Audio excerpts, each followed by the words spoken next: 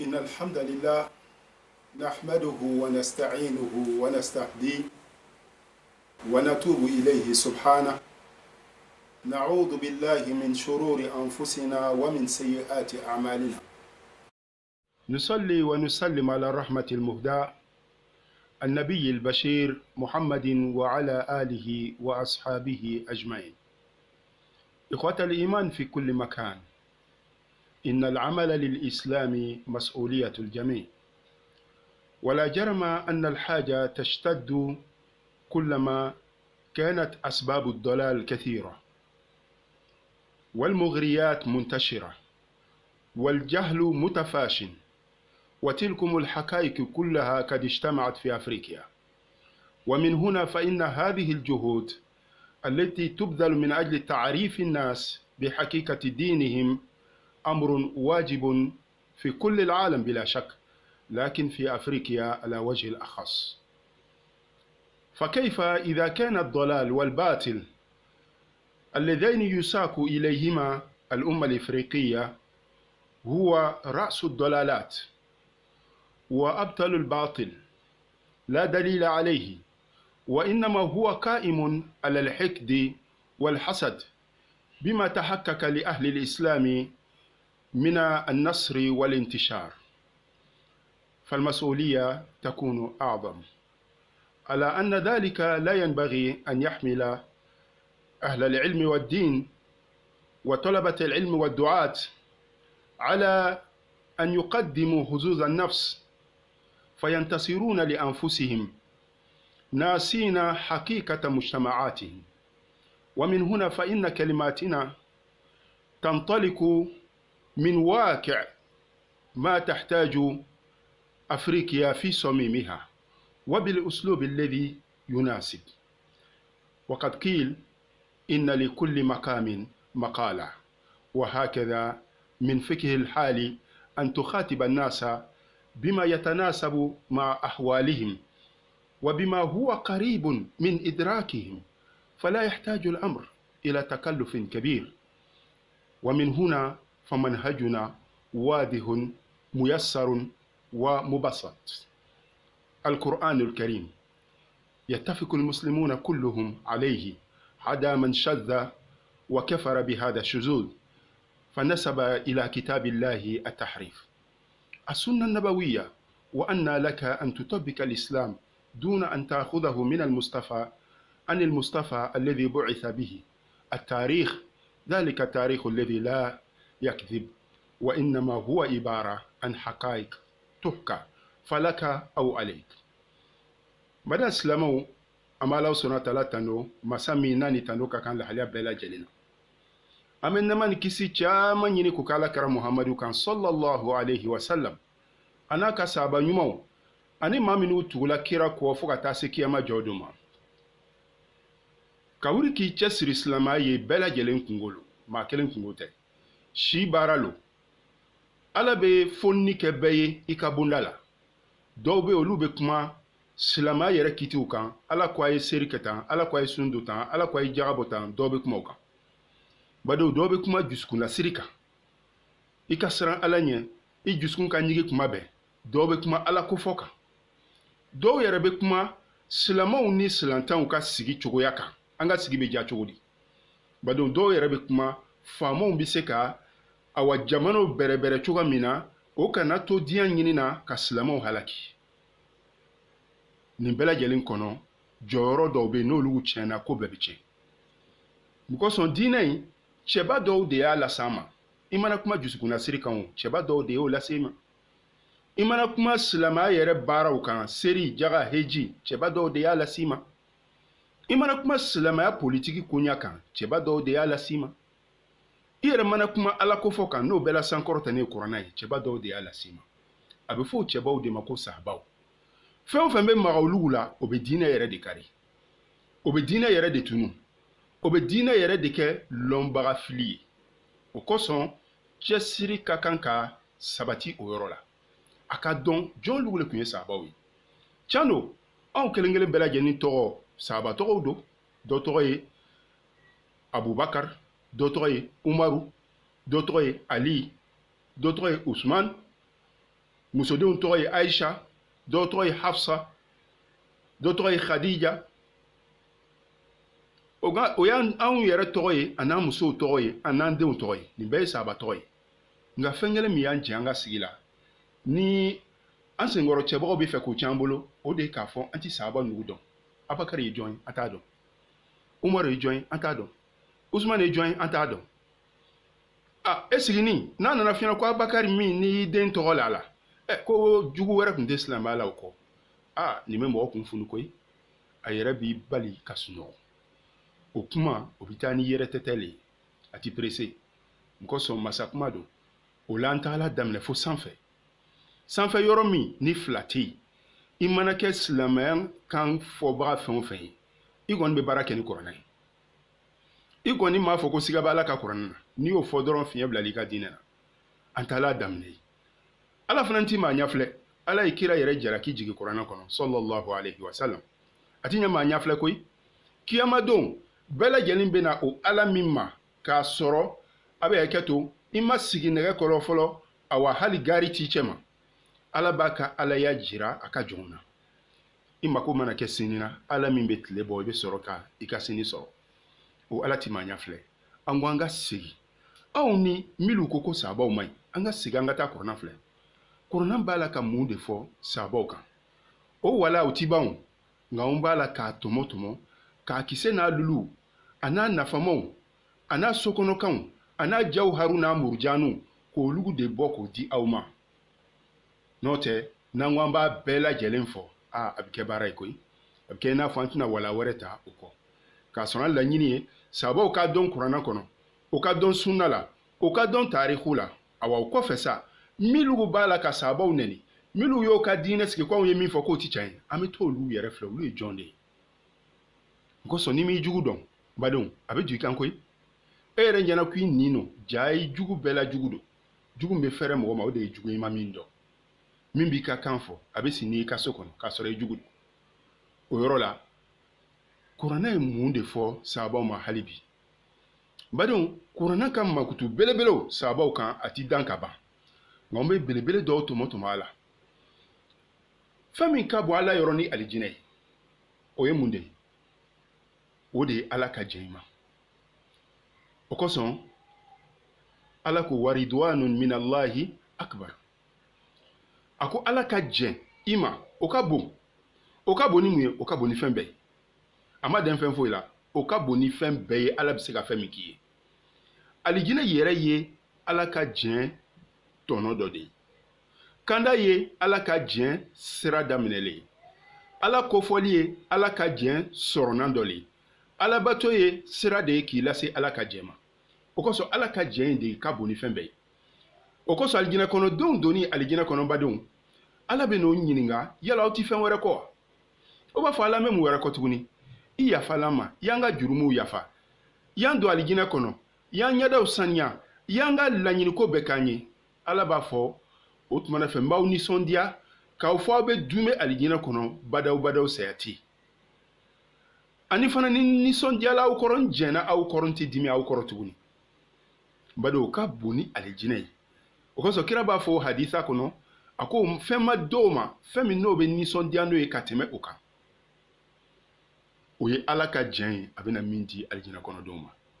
Nka ne balimacɛ n balimamuso ni e ye o jɛn sɔrɔ kabini bɛ duniya kɔnɔ don. Kabini e bɛ duniya kɔnɔ i ma sa fɔlɔ i y'o jɛn sɔrɔ.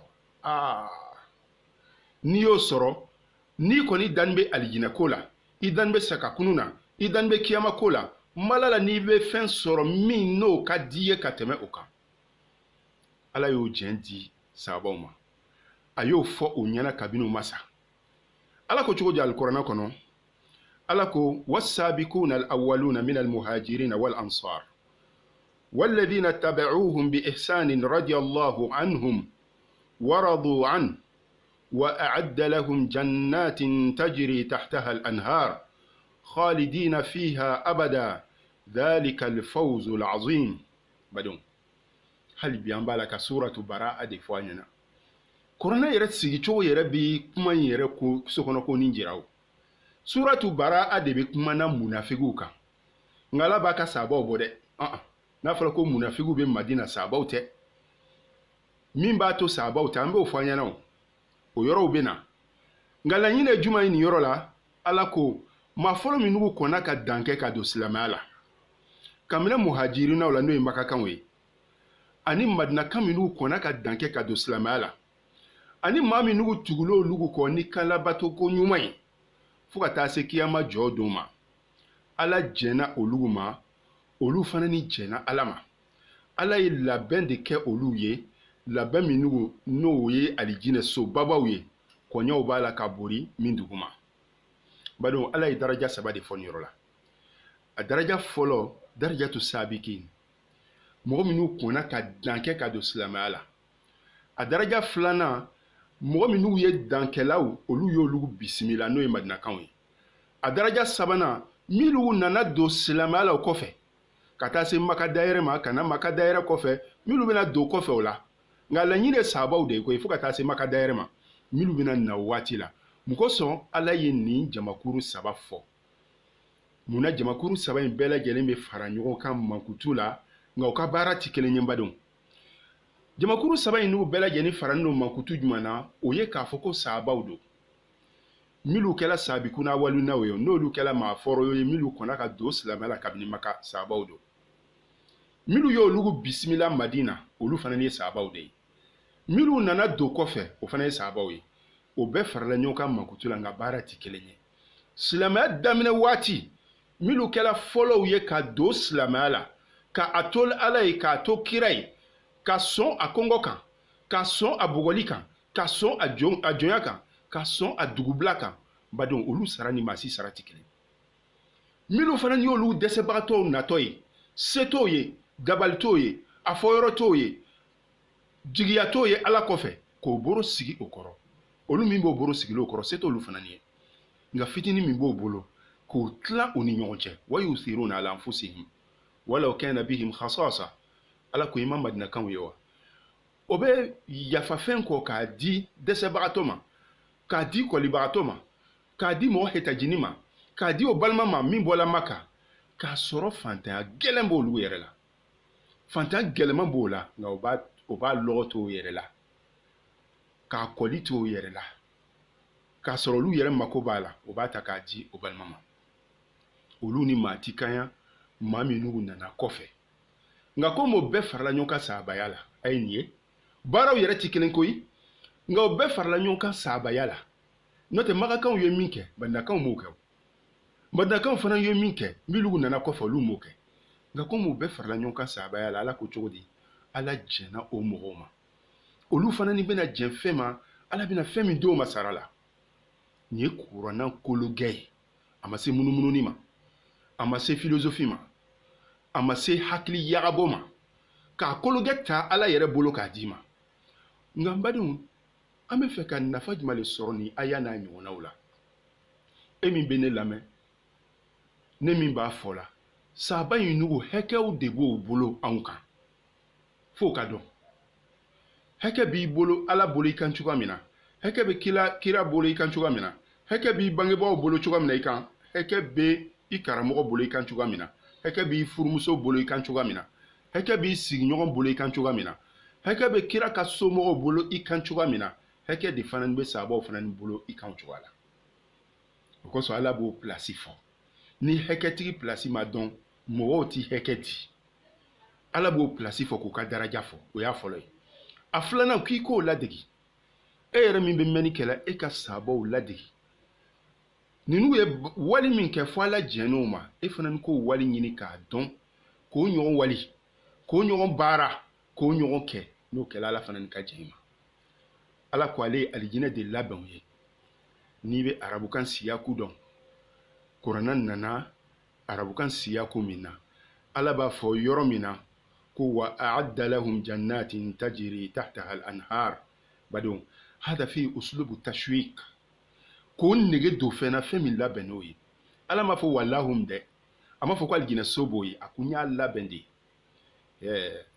walilahi al-mathalul a'la i mana kɛ diɲɛ dugu fɛn o fɛn na i mana kɛ diɲɛ jamana fɛn o fɛn na ne ka jamanatigi k'i ma ko sini ye tɛmɛ banki la o bɛna enveloppe dɔ d'i ma o bɛ diya i ye nka n'a k'i ma ko n ye enveloppe dɔ labɛn i ye ni enveloppe dɔ labɛn i ye i bɛ tɛmɛ pale la kana mina karamɔgɔ cɛ i tɛ sunɔgɔ koyi mɔgɔ sɔn labɛn nin ale ni ye tɛmɛ k'a ta kelen tɛ ala bɛ labɛn in de fɔ la o kosɔn ko maa min bɛ arabukan nasara mɛn a b'a siyaku n'a sibaku dɔn a b'a balaga dɔn a b'a dɔn k'a fɔ tulonkɛ yɔrɔ tɛ nin yɔrɔ ye nka an laɲini t'o fɔlen laɲini ye message dɔ le ka se lamɛnnikɛla ma a faamuyala b'a dila ma n badenw ala kɛra ka sahabaw sallallahu alayhi wa sallam ala nana ka na mankutu belebele minnu fɔ alikuranɛ kɔnɔ an ko an bɛ kisɛw de tɔmɔ ani kelen kelenw ka kumaw kan n'o tɛ n'an ko an bɛ kuma bɛɛ lajɛlen kan kuma ti ban fiyewu n'i taara ka taa suratu bara a filɛ ala nana ka na mankutu belebele dɔ fɔ kira ka sahabaw ma o ye mankutu jumɛn ye an bɛɛ lajɛlen bɛ ɲɛbɔ mankutu min fɛ n'o ye ala k'i ka tuubi minɛ bado i bɛ ko min kɛla n'i y'a ye i bɛ siran na saya ɲɛ tuubi de ko don e bɛna sa bi e bɛ sala lahaliya min kan i t'a dɔn i ye ɲuman min kɛ o minɛna wa i t'a dɔn i ye juguman min kɛ ala bɛ n'i sara o la cogoya min na i t'a dɔn ala bɛna yafa i ma wa i t'a dɔn kira ka waati la sallallahu alayhi wa sallam kira dɔ la a taala sɔrɔ funange dɔ dalen don funange in bɛ saya dɛbɛ la kira y'a ɲininka sallallahu alayhi wa sallam a ko i b'i yɛrɛ sɔrɔ cogo di funange in ko kira ma a ko n bɛ lahaliya min na sisan n bɛ jɔyɔrɔ la n ye juguman min kɛ ala k'o yafa n bɛ jɔyɔrɔ la fana ni ka siran n ye ɲuman min kɛ ala y'o minɛ n ye kira ko a ma sallallahu alayhi wa sallam a ko i bɛ layɔrɔ min na nin ye maa si ma to o layɔrɔ ɲɔgɔnsi la ka jɔyɔrɔ fɛn na e b'a la ka jɔyɔrɔ fɛn min na fo ala k'a kisi ka bɔ a jɔyɔrɔ fɛn ma ka fɛn nata e b'a la ka fɛn min nata n'o ye alijinɛ fo ala k'a ka nata ɲini ta k'a ye badenw nin ye funange dɔ ye ka bɔ sahabaw la o tubi minɛ kelen kelen min ni ala bɛ ka ni kira bɛ ka a dɔw jira a ka ɲɛnamaya kɔnɔ a n'a ka sahabaw ka balo la kuranɛ nana ka n'o forobakan di sahabaw ma badenw an bɛɛ lajɛlen b'a dɔn k'a fɔ kɛlɛ min kɛla kira ka waati la kɛlɛ in n'u ka ca a kɛlɛ la gɛlɛman dɔ ye jumɛn ye o ye tabuku kɛlɛ ye tabuku kɛlɛ min ni kɛlɛ gɛlɛyala kosɛbɛ kosɔn a kɛla ka bɛn gɛlɛya waati la n'an ko kɛlɛ gɛlɛyala bi maana labɛn min n'u bɛna kɛ ka taa kɛlɛ la o labɛnw kun tɛ yen balow tɛ yen yɛlɛnkanfɛnw tɛ yen famuruw tɛ yen kɛlɛ kɛla gɛlɛya yɛrɛ kɔnɔ nka sahabaw ye kira ka welelikan jaabi munna kira ye bɛɛ de wele tabuku kɛlɛ ko bɛɛ de ka bɔ hata mɔgɔ minnu tola kɔfɛ n'olu ma taa ala nana ka n'olu jaraki awa sahabaw fana ni tagala o tagala degu kan o tagala dirikɔtɔ kan o tagala cɛsiri kan k'i yɛrɛ ŋuna yɛrɛ ka taa mun kosɔn a ma kɛ nɔgɔya kɔnɔ ala b'a la ka o de lakali mun kosɔn mɔgɔ bɛ fɛn min kɛ n'a ka gɛlɛ i ma i ni bɛ to k'i baro konin dɔw la fo kɛlɛ in yɛrɛ la maa saba sɔrɔla olu tola kɔfɛ awa dɔw yɛrɛ fana ni tun bɛ yen kɛlɛbolo bɛna bɔ tuma min na olu bɛ fɛ ɲini ka bɔ mɔgɔ tɔw kɔ ka seri kɔ ala sɔnna taala b'a la ka kɔrɔnyali kɛ o n'a ɲɔgɔnnaw de la ni aya belebele kɔnɔ k'a ka tubi jira a ka sahabaw ma ala ko cogo di ala ko laqad taba allahu ala nabiyyi wal muhajirina wal ansar والذين اتبعوهم في ساعة العسرة من بعد ما كاد يزيغ قلوب فريق منهم ثم تاب عليهم إنه بهم رؤوف رحيم أقول الله سبحانه وتعالى جنا مغا كوما ملو هجرة كبو مكا كان أنو لو نانا مدنا كامي نغو سرنو يو بسم الله أني مامي نغو تولا وكو على يو كتوبي منه أيا من واتي جمعة كلامين كلا جليا كونو كلامين كلا كولي كونو kɛlɛ min kɛla sɛgɛ kɔnɔ ala y'o ka tubi minɛ tubi minɛna fo ka taa se maaw ka tubi minɛni ma maa min n'u dusukun tun bɛ ɲini ka tɛrɛntɛ olu ye mɔgɔ jumalu ye olu ye maaw ye maa min n'u kɛlɛ bɛna kɛ gɛlɛya kɔnɔ kojugu min kan olu yɛrɛ tun tɛ ɲini ka taa kɛlɛ kɛnɛ kan maa saba sɔrɔla awa sabaw fana na olu tola yen k'a sɔrɔ lɔyara tun t'o bolo ala sɔnna taala ye awa dɔ ka tubi minɛ a ye dɔ ka ko kalifa o yɛrɛ ma mun kosɔn olu nana ka na kan dɔ fɔ kira ɲɛna nin b'a jira na k'a fɔ sahaba jamakuru olu bɛɛ lajɛlen bɔla ni kira ye ala b'a la k'olu de tanu nin yɔrɔ la k'o ka tubi minɛ d'o ma k'a sɔrɔ ma sa fɔlɔ bado n'ala y'i ka tubi minɛ d'i ma o ye nisɔndiya koba de ye dususuma koba de o silamɛ ye o kosɔn tumana min na ala sɔnna taala nana ka na a yira kira la k'a fɔ ale ye kira ka jurumu yafa a ye min kɛ a n'a ma min kɛ komi a y'o yira suratu fatihu la cogoya min na kira y'a yira a ko ala ye aya jigi ale kan bi o aya ka di ale kira ye ka tɛmɛ alikuranɛ aya bɛɛ lajɛlen kan walima fɛn tɛ yen fɛn min n'o ka di ale alakira ye ka tɛmɛ fɛn kan fɛn min n'o jigila o aya kɔnɔ aw kɛma k'ale alayhi salatu wassalam. A ko Alahu subhanahu wa ta'ala ye alakira ka tubi minɛ koyi. Wal muhajirina ani minnu bɔla Maka kana, wal ansara ani madinaka minnu y'o bɛrɛsira. Alladhina taba'uhu fi sa'ati al-usra, minnu tugula kira kɔ gɛlɛya kɛlɛ waati la. Uhudu kɛrɛ banni silamɛw sɛgɛla. O kosɔn kɛlɛ da man diya silamɛw na, tɔɔrɔ caman y'o sɔrɔ.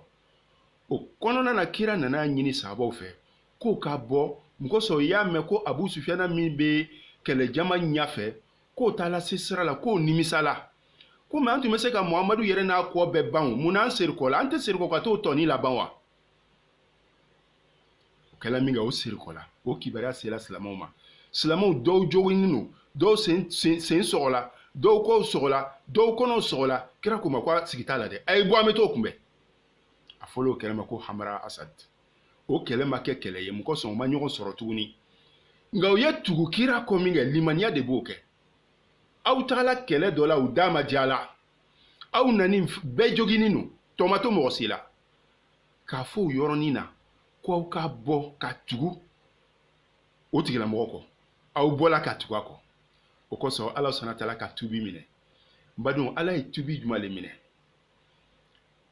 Badiri kɛlɛ kɛnɛ kan fili dɔ de kɛla, an laɲini t'o le fɔli ye. Ni kira ye sahabaw bila yɔrɔ dɔ la, o yɔrɔ min kira y'o bila yen, o ma sɔn ka to yen. O bɔla ye min kɛ ka kira ka yamaruya kofɔ ɲɔgɔnya, Ala sɔnna Taala nana n'a ka lajarabi ye. O lajarabi kɔnɔ sahaba min fagala a bɛ taa maa 70 la. Kira yɛrɛ bɛnɔgɔ cɛ sɔrɔla la. Awa ko ma kira dimi, ko ma kira tɔɔrɔ ka tɛmɛ a bɛnɔgɔ cɛ ka fatuli kan. O kuma ka jan, an tɛ fɛ k'o fɔ yan. Kuma laɲini ye juma ye? Sahabaw ye fili min n'u kɛ u ka ɲɛnamaw kɔnɔ, kuranɛ yɛrɛ bɛna ko n'o dusu salo.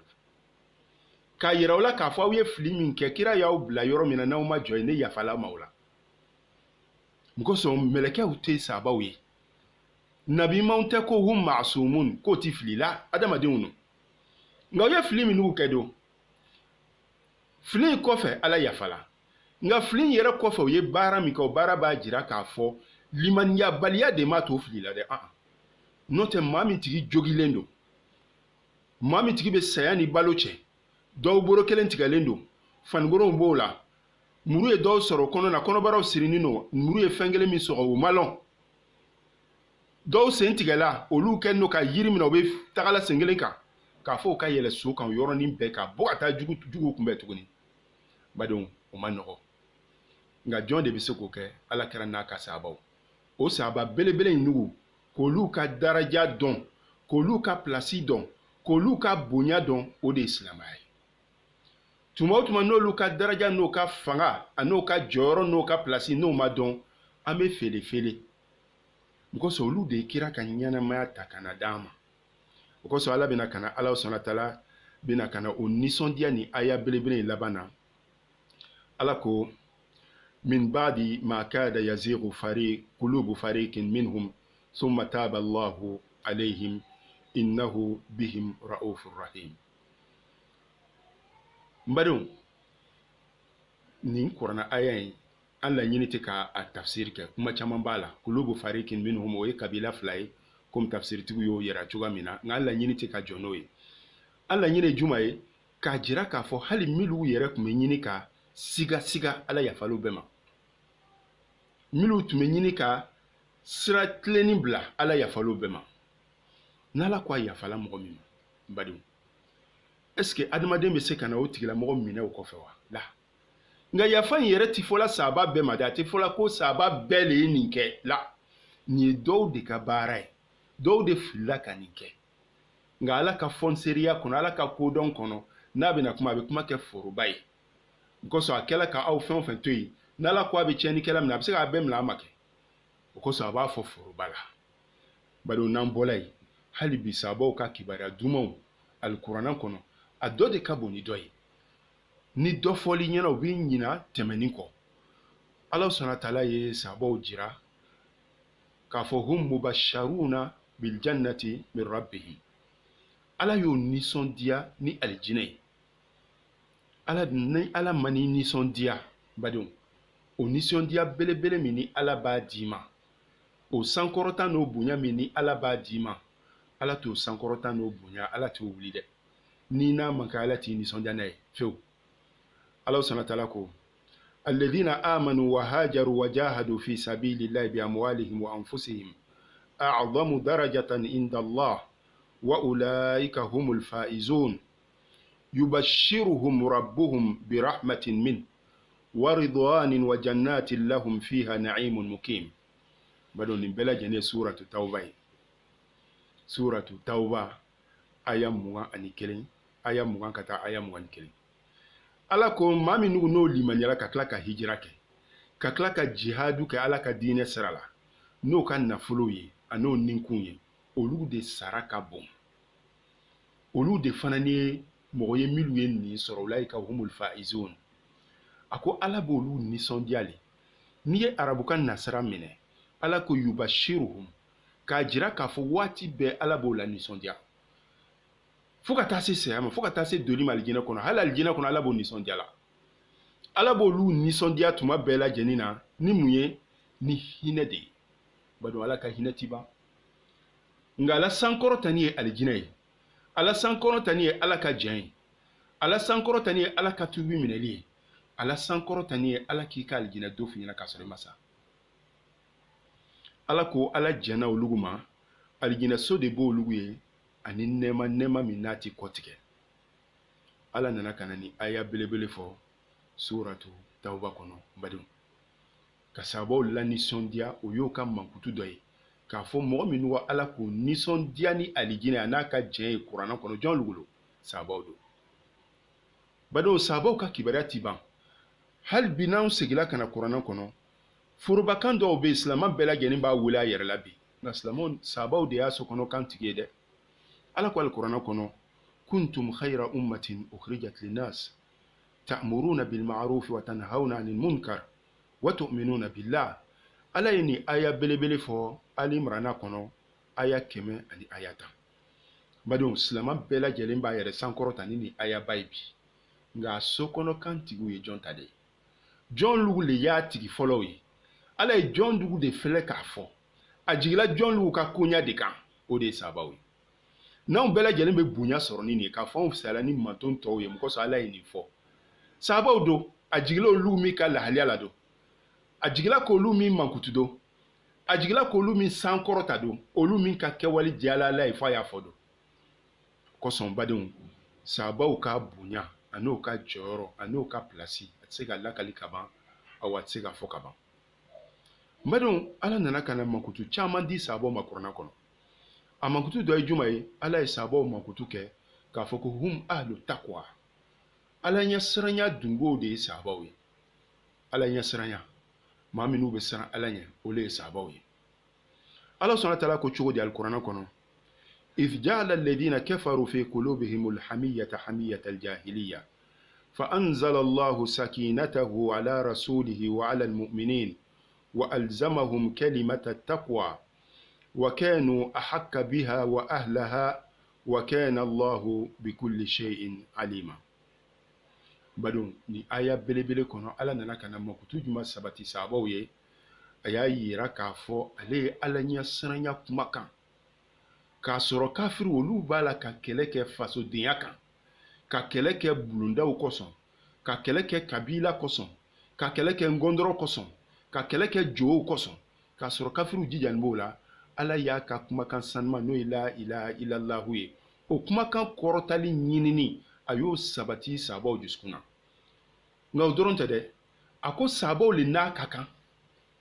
N'i ye jamakuru fila in filɛ Ala yɛrɛ ka kodɔn kɔnɔ, kodɔn min kɔnɔ diɲɛ yɛrɛ dan ɲɛ, jɔn lugu le ni kumakan in ka kan. Nin yɔrɔ la Ala b'a la ka kuma sababu dusukun de kan. Dusukun min ni maa si t'a dɔn fɔ Ala, maa si kelen t'a dɔn, fɛn si foyi t'a dɔn fɔ Ala kelen. Ala ko olu le n'a tun ka kan, olu yɛrɛ le fana y'a tigi ye. Badon, seereya ti tɛmɛ nin kan, saniya ti tɛmɛ nin kan, sankɔrɔta mankutu la a ti tɛmɛ nin kan. Ala subhanahu wa ta'ala nana ka na o bonyaba di a ka sahabaw ma. Badon, Ala nana ka na sahabaw kɛ fɛn wɛrɛ ye. O de ye mun ye?